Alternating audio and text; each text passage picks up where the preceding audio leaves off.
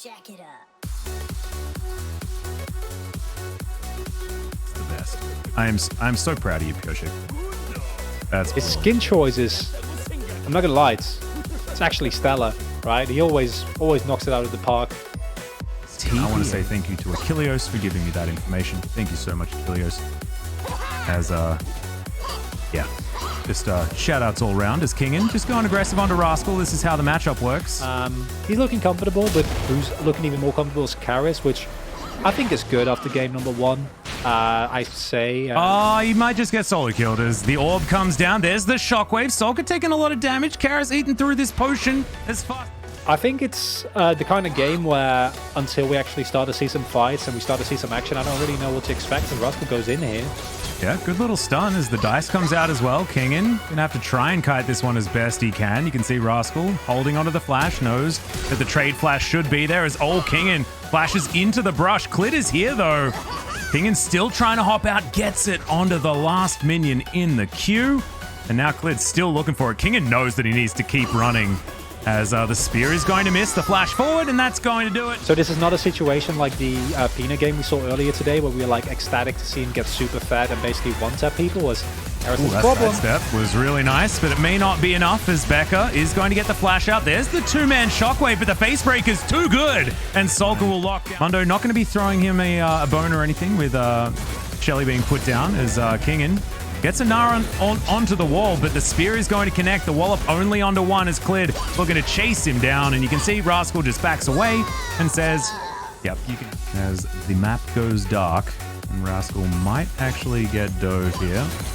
Shelly, she's going to pop down, and yeah, these gonks are starting to hurt. From Pyosik as well, who has that ulti running.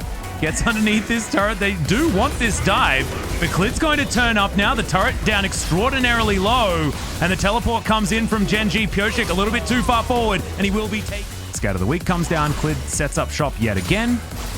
As another shockwave, this one's going to go wide. You don't really get punished for this as long as you don't now get killed. We see Clit also going towards that bot side. Ooh, there's the face breaker. Showstopper comes down. Life in a lot of trouble as Pyosik. Can he land the cleaver? Looks like the answer is going to be yes. Haymaker comes down. Pyosik actually grabs the kill in the end as Clid looking to come on in here. Moonshot does come in, but not actually able to do enough. And Ruler will just clear up this minion wave, not being able to actually answer with any sort of kill as they are setting up here. Becca on a ward. Now Pyosik not so much. Now they're looking to go home. As okay, another face breaker comes in. Ruler knew that he was there as the flash out from Bao, and that's what Ruler was expecting. He's just got too much damage. What the heck was that spear avoided from Bao there? And the flash forward from Clid, that's awkward. That's real uncomfortable. Zonya's does come in, the flash, and Ruler grabs the kill, takes a couple of turret shots and survives. The cleaver goes wide. What the hell are we watching? So well, being able to catch that Void Seeker for his teammate, because it looked like it was straight up trolling that. I say as Rascal getting real low. Pretty sure this is rough. Yeah, Dominus underneath the turret. Taking a lot of hurt here from these. Be able to lock this one up very comfortably. Let's have a look at the replay of these shenanigans on the bottom side. So initially, they know Mundo was here, right? So this is entirely orchestrated by Genji, like they handshake this. And I think that their thought is as well, if they can just stall out long enough here, with how fat Clit is, as well as the power of Ruler on this Aphelios, you're actually able to turn this around. And here we go, the limit testing of Ruler here. He knows that this is going on, he knows he's there, and then being able to sidestep the Haymaker to put this much pressure out. Clit then almost ruins the play by getting really greedy for the kill. And at this point you think it's over, right? Like it's not going to end well. And then Ruler flashing forward to not only get the kill, but also make sure. And then Pyosik not finding it because Clit is standing in front of his teammate. Oh. Damn, he's so good. He is on their rotation down. They should be able to get here for a potential 50-50 if they want this fight.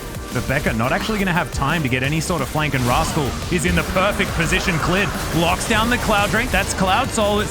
You can see Rascal moving into the backside. I say Soul, I mean Soul Point, as there's a two-man shockwave. Big Gnar into the back as Rascal hasn't been able to get in on this one at all. And look at Ruler. He cleanses the ignite at exactly the right time, but it's not enough. He's still out of this one, and it's a double kill for the Mundo. Give him the triple DRX. He deserves it. As Rascal's trying to get out of there. He failed flashes, though, unfortunately, and they should be able to get him. The Void Seek is going to connect, and there are the boomerangs. Becca not actually able to find the Haymaker, and Rascal's just a little bit too fast. And so I think he should be able to make it. 3,300 damage for Dr. Mundo, by the way. This guy's the carrier. Clid going to be a little bit late to the party, as you can see. In goes King, and Clid's immediately going to go golden as Life pushed against the wall. Clid might just be out of this fight immediately as teleport comes down from Gen G. Ruler is free hitting, though. And that GA that we were talking about is not going to quite find that value. Life standing on top of him as Rascal just slicing on him there. He's in the Thunderdome that this Dragon Pit has created, but Ruler had full control. And you will feel very happy about that. Also denies an inevitable Elder. But what we see here is, interestingly enough, it's like the opposite of what happened last fight, where, you know, Ruler was just zoned away.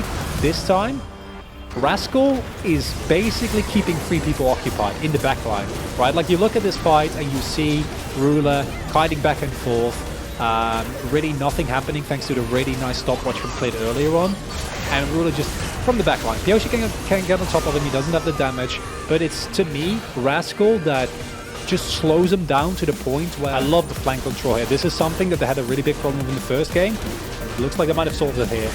Yep, another gong comes in here as the Moonlight Vigil goes down. That's going to be the steal, actually, from the Kai'Sa, but I don't know whether it's going to matter as Pyosik goes down way too low. Bao gets over the wall, and it's looking like a whitewash. Into the backline goes Rascal and just obliterates DRX. Kingen looks for the ulti onto Karis, but he just Zhonya's, then flashes, and then he's able to take down Bao as well. Over the wall goes Kingen. Ruler's still alive, by the way, and this means that the game is most likely over. Kingen trying to waste as much time as possible, but Rascal has a teleport, and they'll be able to grab this Guardian Angel and take down the Gnar pretty comfortably. That's the ace, and that should be the game. We're going to a game 3 once again, as we're not going to be having dinner, but we're going to eat League of Legends for dinner, as we've got as much of it as we can possibly have. Ruler should easily get rid of these.